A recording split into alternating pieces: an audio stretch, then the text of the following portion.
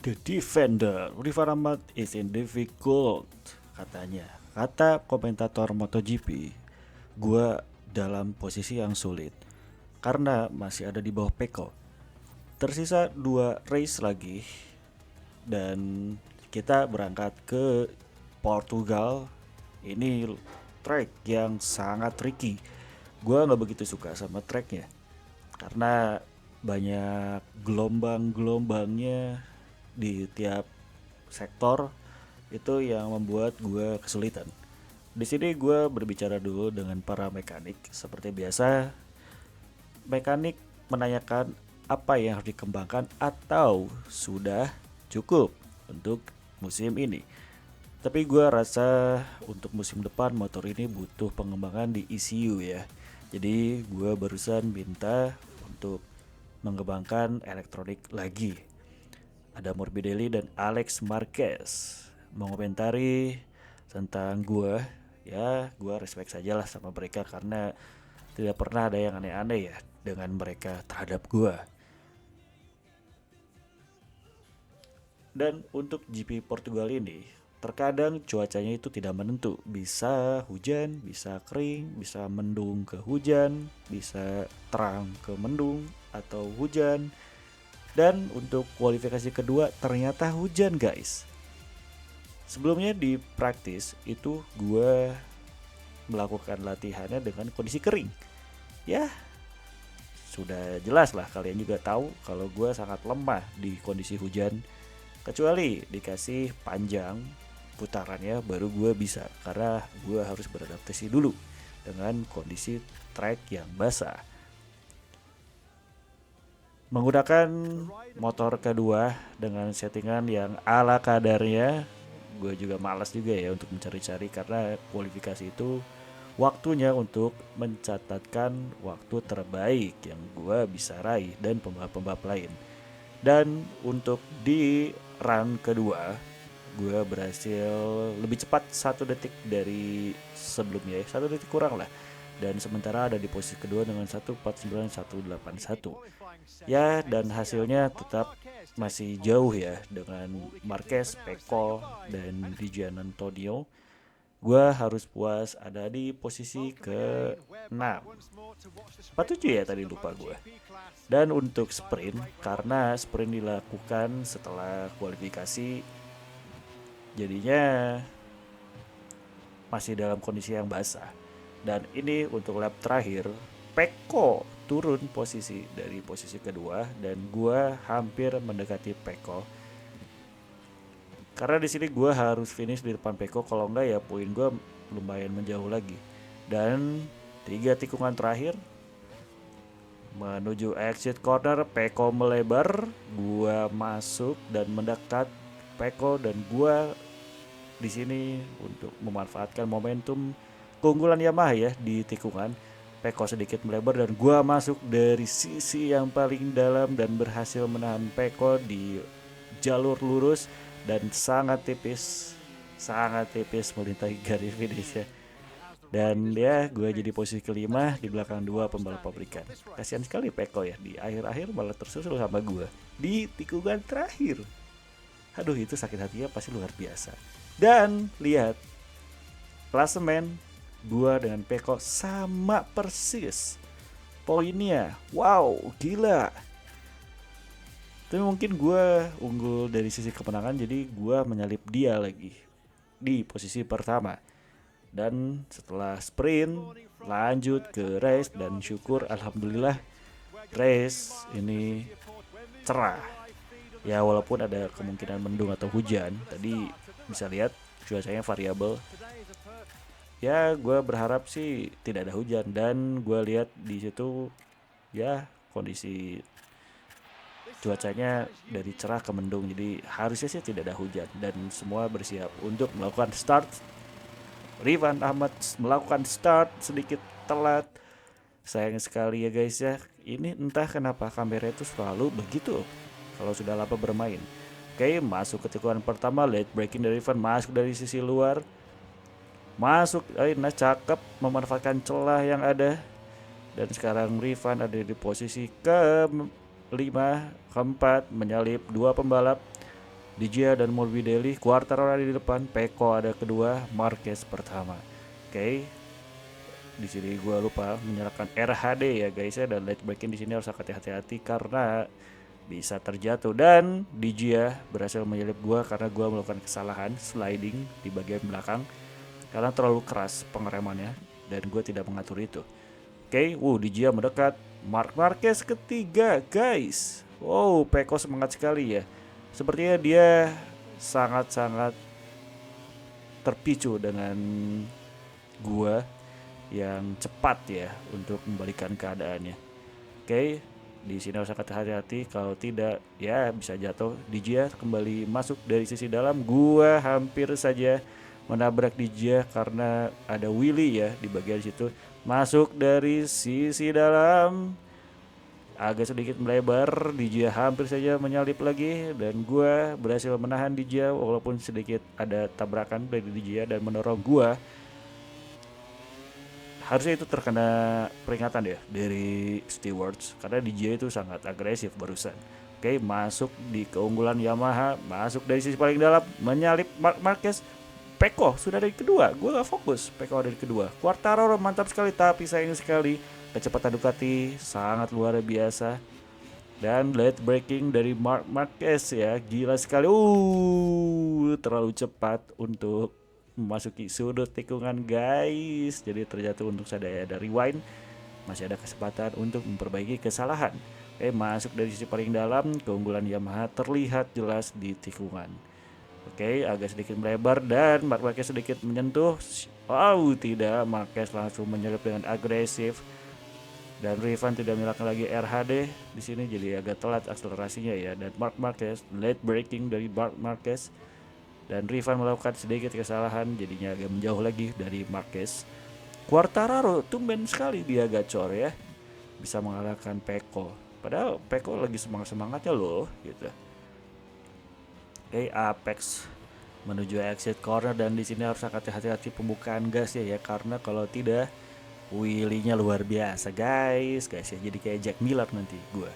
Oke, masuk ke tikungan yang harus sangat hati-hati karena mengerem sambil berbelok ya guys. Oke, sedikit kesalahan dan Dijia berhasil menyelip gua. Tidak, sayang sekali Dijia, kenapa Anda sangat memaksa gua untuk menutup itu gitu. Dijia, dah gara-gara dia nih gue jadi gak fokus. Apaan Dijia? Shit. Kita ulangi lagi dari agak jauh ya. Oke, nice, good, cakep, menutup celah dan tidak melakukan kesalahan. Sedikit melibas curb. Goyangin dulu. Hampir saja terjatuh, terlalu agresif dari gua untuk cepat mengejar posisi terdepan menuju tikungan terakhir, tikungan yang sangat panjang, menurun dan menanjak, sedikit kehilangan grip ya. Karena gue sudah menjadi settingan di sini itu tidak dapat terus tiap di tikungan terakhir barusan. Ya, gripnya suka tiba-tiba hilang dan cepet banget ausnya guys. Gitu. Masuki tikungan pertama. Nice, dan Rivan sedikit melebar, kita manfaatkan saja pelebarnya untuk menjaga kecepatan dan hard braking dari Rivan. Marc Marquez terlihat masih menjaga ritmenya ya guys ya. Oke, masuk ke Apex dan RHD nyala, gue nggak lupa lagi karena biar mendapatkan akselerasi yang bagus di sini ya. Pengereman yang harus tepat di sini, agak sedikit masuk dan sedikit mengerem lagi. Dijia menempel ketat gue dan gue masih menjaga posisinya dari Marc Marquez. 1,4 detik dari Quartararo dan 0,598 detik dari Marc Marquez. Di sini harus sangat hati-hati, ingat guys. Di sini karena itu terlalu cepat gue menikungnya, terlalu oversteering guys di situ, kurang kecepatannya. Kan tandanya gue ada potensi untuk lebih cepat sebetulnya. Cuman karena gue masih rookie, jadi gue ya hati-hati lah. Takutnya tidak ada grip bagian depannya, malah gue terjatuh. Dan wheelie sedikit di situ juga gue bingung gimana cara yang gak wheelie. Padahal anti wheelie-nya itu sudah 3, sudah lumayan tinggi. Marc Marquez menempel Peko. Woi, Marc Marquez melihat ke belakang dan hampir saja gue terjatuh lagi karena keluar dari curb. Itu sangat berbahaya guys ya, sangat tebal curbnya dan bergelombang. Jadinya kalau menginjak curb ketika exit corner di situ dan gue terjatuh. Ya kalau secara fair play-nya sebenarnya gue udah gak finish ya di sini. Cuman MotoGP sudah mengembangkan rewind itu untuk digunakan, bukan untuk dimatiin gitu. Ya jadi ya gue rasa ya maupun lu atau kalian gitu lebih jago udah bisa lebih cepat gitu mencatatkan waktunya daripada motor aslinya, ya udah gitu nggak apa-apa kan rewind nyala gitu, just it game bro. Oke, masuk menuju lap 4 di tikungan terakhir. Seperti biasa gue akan memanfaatkan keunggulan Yamaha di sini. Quartararo lumayan sangat jauh ya dari Pecco. Sepertinya dua Ducati di sini agak kesulitan karena terlihatlah di awal-awal balapan ketika gue mendekat ke Marquez, dia itu lumayan lambat di tikungan. Dan di sini Quartararo masih menjaga fastest lap-nya ya dengan 1:39.970, sedangkan gua mencatatkan best lap untuk pribadi 1:40.394. Jadi masih agak jauh. Dan untuk sementara gua ada di posisi kedua sekarang, selisih 7 poin dari Pecco karena gua masih ada di belakangnya. Oke. RHD nyala sedikit mendekat ke front row dan pengereman harus sangat hati-hati. Dan gue di sini sedikit unggul dari base lap terakhir gue. Setelah Pecco sudah 2 kali melakukan kesalahan, jadi 2 kali di tikungan itu melebar ya. Oke, masuk untuk menuju tsunami ini.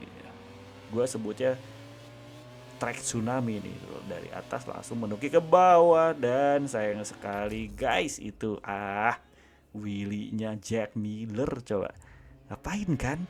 Jadi gue males banget di sini tuh. Banyak wheelie-nya, cok. Masuk ke tikungan menuju akhir dan DJ masih menempel ketat. Gua menjaga racing line gua agar tidak disalip oleh DJ. Oh, ada yang terjatuh guys. Siapa? Entahlah.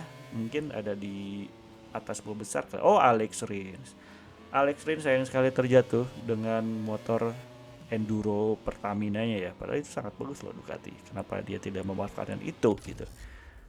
Sayang sekali ya, Alex Rins itu sebenarnya pembalap hebat, tapi dia tuh kurang konsisten. Itu dia. Sedangkan di MotoGP itu butuh konsisten dan fokus yang bagus. Seperti gue ini. Gue fokus, konsisten untuk mengejar pembalap depan. Jadinya gue memberikan pressure yang lebih kepada Pecco. Dan lihat ya, mungkin ada tim order dari Ducati. Jadinya Marc Marquez menjaga Pecco di belakangnya agar gua terkena perlawanan Marquez, dan kalau ada sesuatu pun ya Pecco bisa melenggang lebih cepat lah dan bisa lebih cepat finish gitu. Oh, Pecco melebar lagi, di tikungan sebelumnya dia melebar juga. Apakah ada yang terjadi? Oh, Pecco sedikit melebar dan terjatuh. Pecco terjatuh. Drama terjadi di GP Portugal. Sayang sekali Pecco malah terjatuh. Haduh. Lumayan menjauh lagi dan terkena mental ya. Pupus sudah harapan Pecco untuk juara dunia di sini. Mungkin ya 80% sudah dipastikan gua juara dunianya. Sayang sekali Pecco. Wow, amazing. Penentuan gelar juara dunia akan diadakan di Valencia. Dengan begini, kalau gua nanti di akhir lap gua finish di posisi ketiga, dapat 16 poin nih. Nah, jadi nanti dari selisih 0 poin itu gua jadi punya 16 poin, dan dia berhasil menyalip, mengganggu racing line gua ya ternyata. Dan 2,5 detik dari Quartararo. Lumayan ya, dia gacor juga nih Quartararo nih. Makanya mungkin terbantu juga dengan gacornya Yamaha, para pembalapnya juga gacor gitu. Memasuki tikungan yang sangat panjang, turun dan menanjak. Last lap dari MotoGP Portugal di season pertama. 16 poin bedanya dengan Peko. Harusnya gue bisa menjaga posisi ini ya dari kejaran DJ agar poinnya masih oke. Ya DJ harusnya paham lah kalau gue lagi mengejar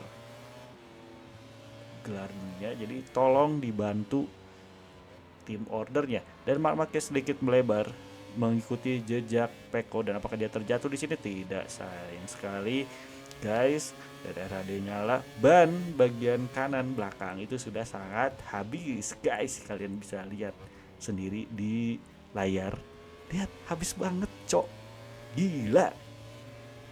Sedangkan yang depan itu masih ada, masih banyak gitu. Aduh. Ini harus dibadamikan ya, Michelin. Ya walaupun 2027 ganti ke Pirelli, cuman tetaplah kompetisi ini juga perlu ban yang kuat agar keselamatan pembalap juga terjamin. Masuk ke tikungan, DJ sedikit menyenggol gua dan gua berhasil menahan diri dari DJ ya. Tidak ada keagresifan dari gua untuk menjaga posisi ini karena sudah di ujung race. Oke, dengan 2,1 detik, apakah Peko Quartararo bisa menjuarai GP Portugal menuju tikungan terakhir?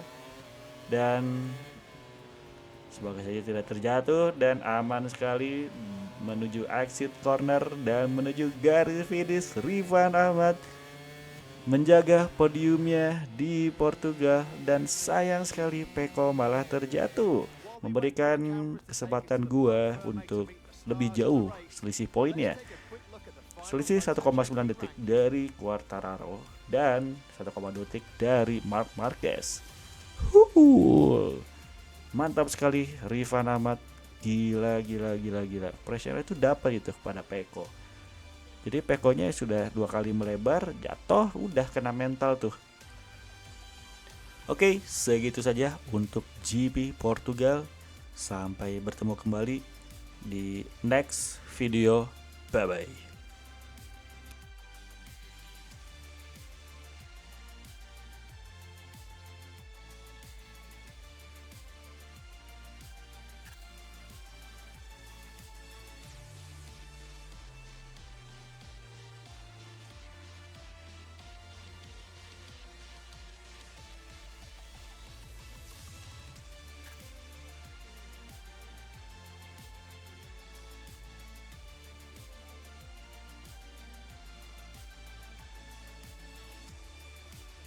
When moving the live feed to Park Ferme, where the third placed rider has just joined the other rider.